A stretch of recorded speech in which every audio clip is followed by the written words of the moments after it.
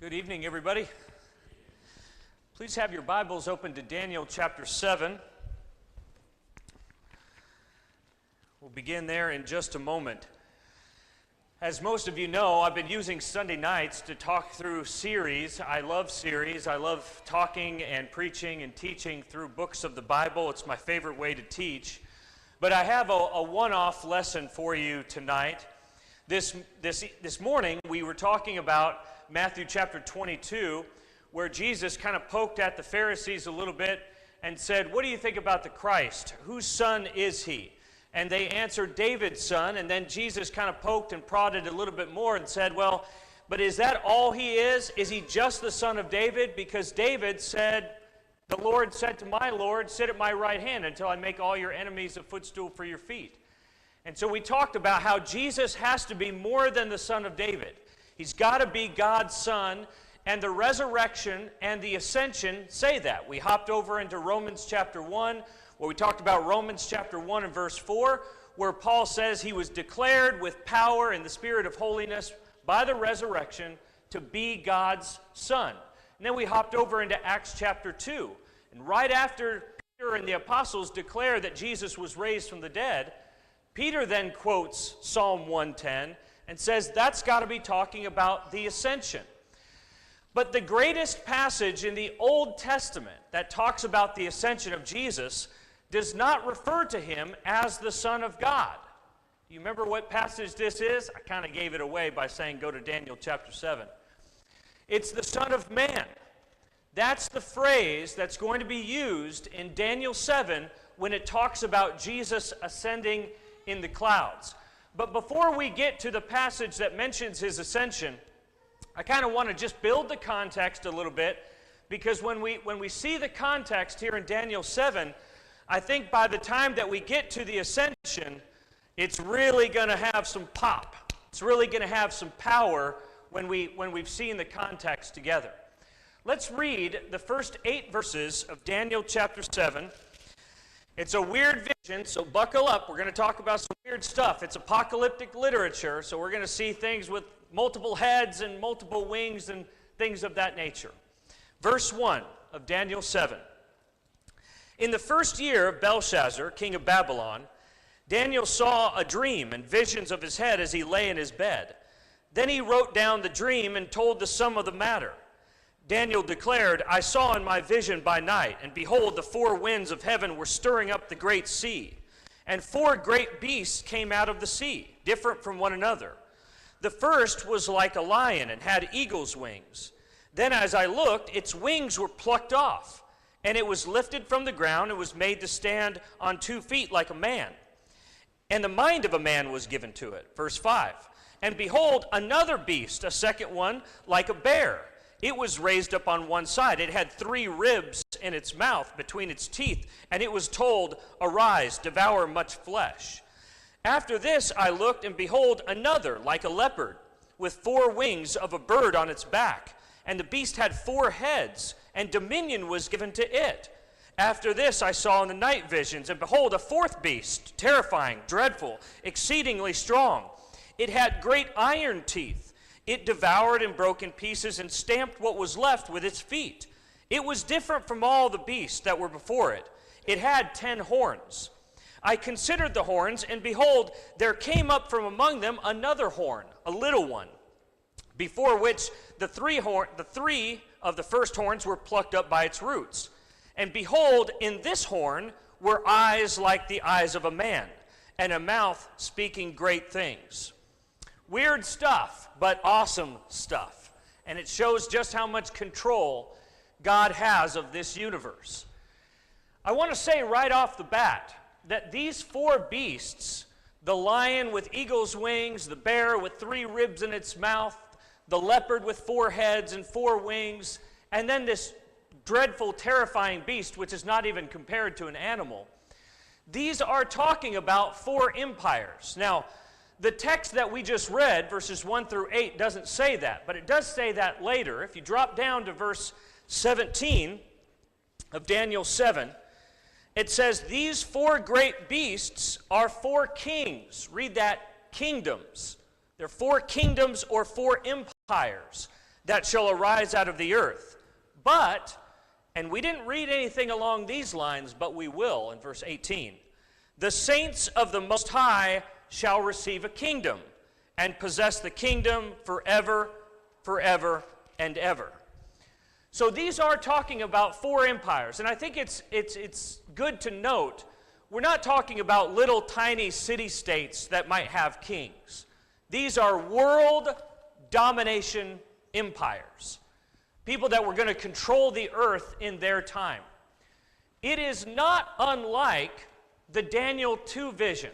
We're not going to go over to Daniel 2, but I just want you to call it to mind. This vision is probably better remembered because it's studied a little bit more, and it has a little bit more clarity than Daniel 7. But you remember the dream that Nebuchadnezzar had? He saw this big giant statue, and it had four different metals. It had a head of gold, then it had a chest of silver, it had a belly and thighs of bronze, and then from the knee down it had iron, and at the very feet of it, some clay was mixed in. And then you can see, if you can see my laser there, this little rock down at his feet, that represented, there was a rock that was cut out without hands that Nebuchadnezzar saw, and that rock that was cut out without hands ends up striking the feet, destroying the image, and that rock that was cut out without hands becomes this great mountain that takes over all the world. Daniel told Nebuchadnezzar, now you might be saying, I thought we were studying Daniel 7. I know that, but you have to remember that it's all one book, and these visions build on one another. Read that bottom right section, if you will, on the screen with me. It's all one book. Each vision helps you understand the next one. This is actually one of the reasons why I did the last podcast, if you listen to it, where we talked about the joy and the beauty and the benefit of reading a letter as a letter. So sometimes chapter 2 shines light on chapter 7, and sometimes chapter 2 shines light on chapter 11. And when you read it as one book, sometimes those things start popping out. And they're rather than, studying a few verses from this book over here and then jumping over to Revelation and then jumping over to 2 Corinthians, you see what I'm saying? Sometimes the big theme gets lost. So in this vision, I want you to remember the order in which they came. Okay? Babylon, Persia, sometimes referred to as Medo-Persia, and that's because the Medes and the Persians gathered up. You remember in our Ezra study, Cyrus, the one that let the Jews go home, what descent was he? Ezra specifies there in Ezra chapter 1. He was a Mede by descent. So sometimes you'll hear this as called the Medo-Persian Empire. Then the Grecian Empire follows that, and then the Roman Empire was going to follow the Greece Empire. And at that time, during the fourth world dominating empire, something without hands is done. And if it's not done with human hands, who's doing it? It's the Lord God. He's going to set up something during that fourth Roman Empire that's going to take over all the world. So, again, this vision kind of helps us understand the Daniel 7 vision. So the first beast is Babylon. I'm not going to turn over to Jeremiah 49, but if you like to read the prophets, and I know many of you do, read Jeremiah 49. Guess how Babylon is described? As a rousing lion and a swooping eagle. He's talking to Edom, but he says the nation that's going to destroy you is going to be like a roused lion and an eagle swooping in. That's Babylon. Babylon was going to take care of Edom. Second beast, the Medo-Persian Empire. It had 3 ribs in its mouth. Well, it's not a coincidence. Guess how many nations Medo-Persian put down before they became the world-dominating empire? 3. So it's gnawing on Babylon, and it's gnawing on Lydia, and it's gnawing on Egypt, okay?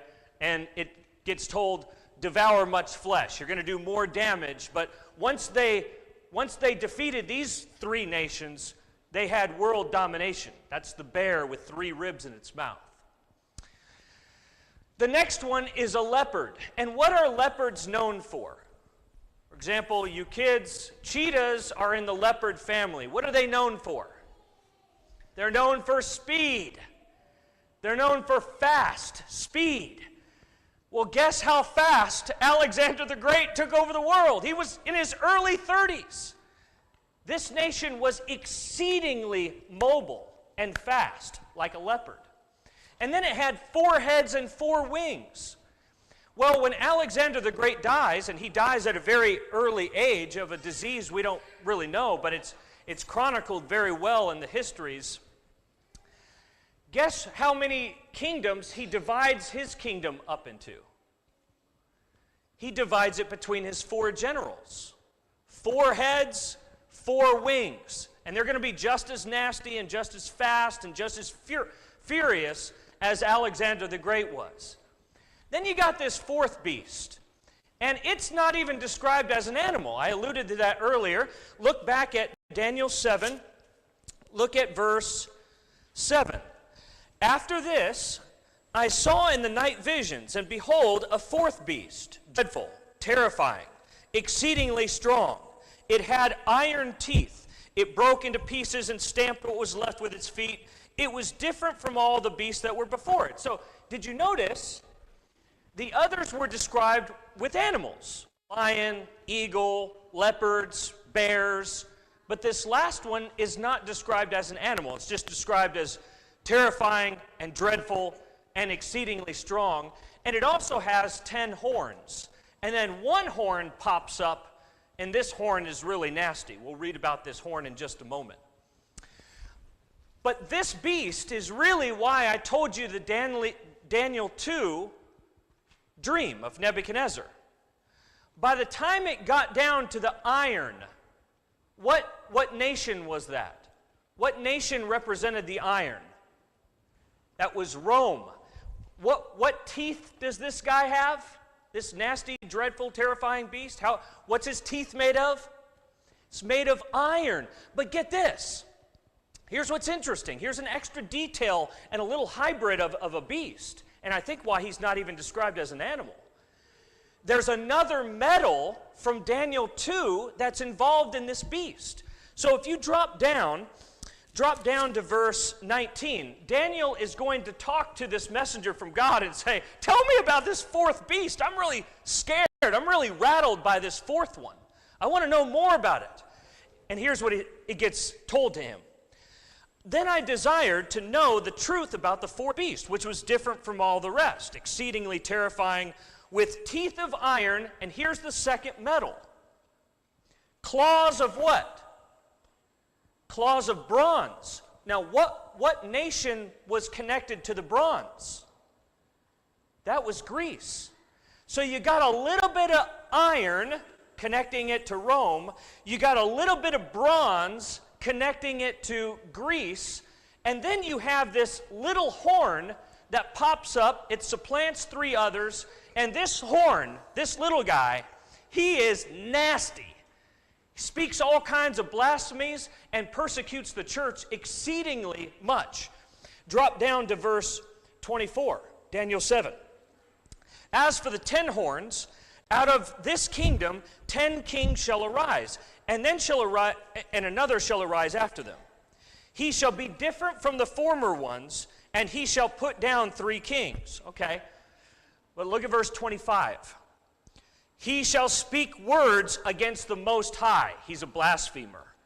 And he shall wear out the saints of the Most High. And he shall think to change the times and the law, and they shall be given into his hand for time, times, and half a time.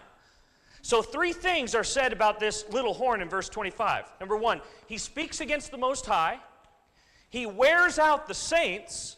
And number 3, he seeks to change the times and the law. But we got a little bit of iron connecting it to Rome, and we got a little bit of bronze connecting it to Greece. And then you got this nasty little fellow. And here's what I think. I'm just going to put up my opinion on the screen, and you can go home and look all the juicy commentaries out there and see for yourself and let me know what you think. My opinion, is that this represents a hybrid time. The fall of Greece, a little bit of bronze. Rome is coming up, a little bit of iron. And then you've got this little horn who I think is Antiochus Epiphanes, and guess when this guy lived? Right about the time that Greece was falling off, and right about the time that Rome was coming up. And Antiochus Epiphanes was a bad dude. He sought to eliminate the Jewish religion, Antiochus Epiphanes.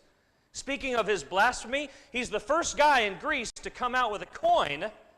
He's the first guy to come out with a coin that calls himself God.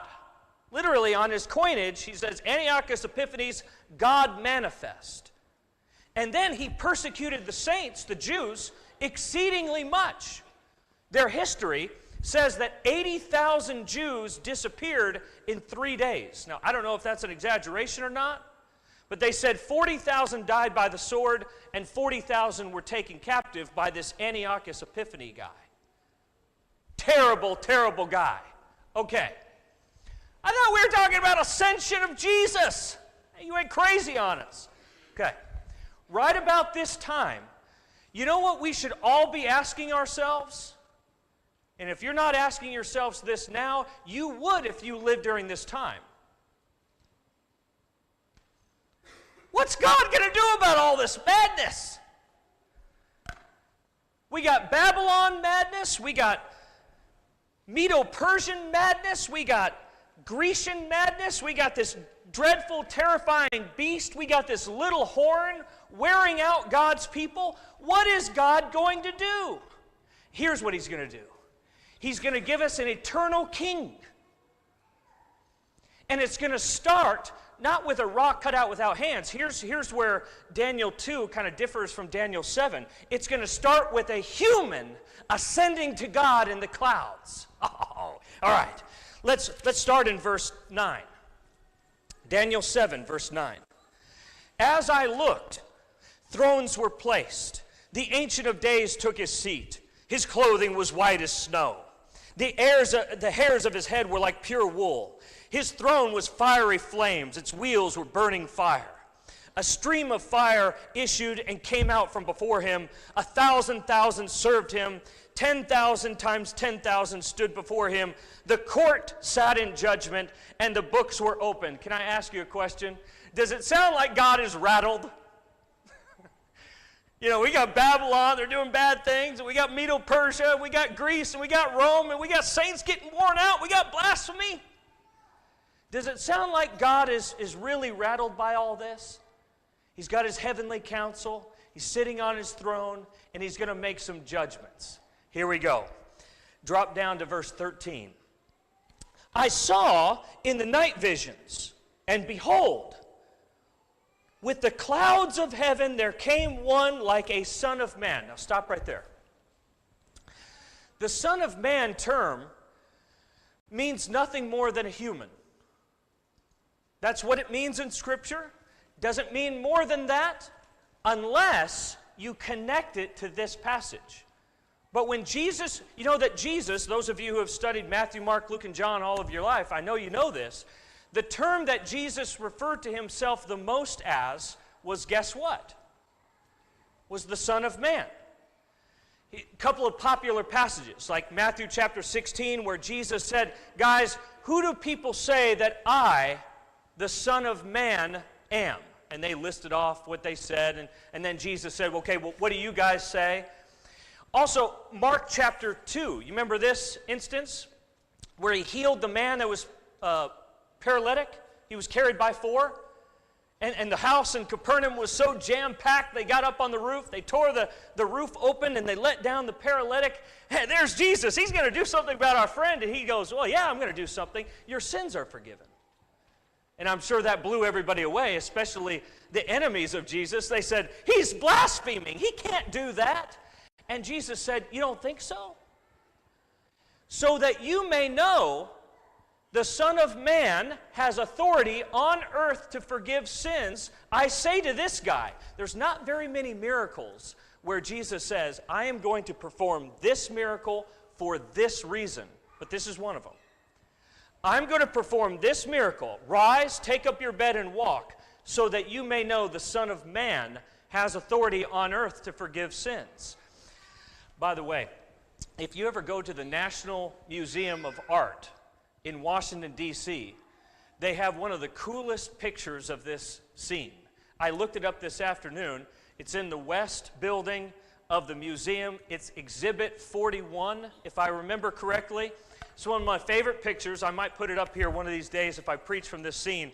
But the paralytic is walking away from the house, and he's got this huge bed on his shoulder. And he's walking away, and in the background you see huge number of people surrounding the house and a hole in the roof. And here's what I love about the picture. His legs, they look like Arnold Schwarzenegger's. I love that. It's one of my favorite pictures. Jesus made that man whole. And he did it because he wanted them to know the Son of Man. Now, let me go back to Daniel 7. I told you the Son of Man phrase just means a human. So what's so special about Jesus referring to him as the Son of Man? It's Daniel 7. Every time Jesus refers to himself as the Son of Man, it's like this neon green sign is saying, guys, I'm Daniel 7. I'm this guy, this human, coming up in the clouds. All right, now that we've got the power of that phrase, let's read all of verse 13 now. I saw in the night visions, behold, with the clouds of heaven, there came one like a son of man. He came to the Ancient of Days and was presented before him. And to him was given dominion and glory and a kingdom that all peoples, nations, and languages should serve him. His dominion is an everlasting dominion, which shall not pass away, and his kingdom one that shall not be destroyed. What is the only instance in the New Testament where somebody went to God in the clouds? The ascension of Jesus Christ. Daniel 7:13 is Jesus. What is God going to do about all this madness? He's going to give us an eternal king. Humanity. That all nations, languages, everybody will serve Jesus Christ. And if that is Jesus, we owe him our allegiance. He's the King of Kings. Now, let's make this super real, shall we? Because we don't live in a time with Babylon, and we don't live in a time with Medo-Persia or Greece or Rome.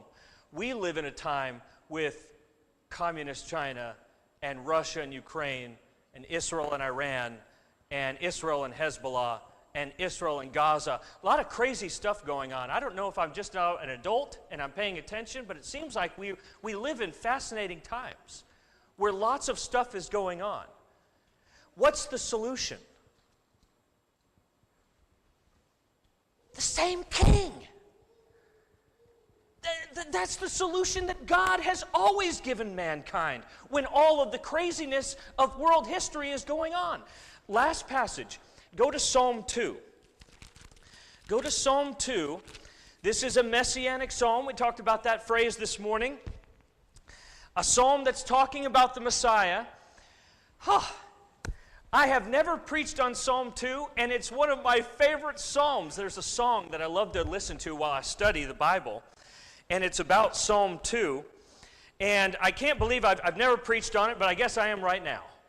And here's the first question in Psalm 2. What's all this world stage madness about? Verse 1. Why do the nations rage and the peoples plot in vain? I mean, what's the deal with the Russia-Ukraine thing and China threatening Taiwan? And why do the nations have to be like this? Verse 2, the kings of earth set themselves and the rulers take counsel together against the Lord and his, you know what word that is? It's the word Messiah, the word Christ. They're taking counsel against God and his Christ, saying, let us burst their bonds apart and cast their cords away from us. It's like all the nations out there are like, get this cord of Jesus off of me. I don't want to serve Jesus. And listen to how God responds. Verse 4. He who sits in the heavens laughs. You ever watch your kids do something outside and they're doing something that you know that they're not going to be able to accomplish it, but you're just having fun watching them try? He who sits in the heavens laughs. The Lord holds them in derision. Then he will speak to them in his wrath and terrify them in his fury. What's the answer? What's the answer to all the world stage madness? As for me, I have set my king on Zion, my holy hill. I've been telling you guys what the answer to all of this raging madness is. It is Daniel 7. It is Psalm 2. God's king is at his right hand. His name is Jesus of Nazareth.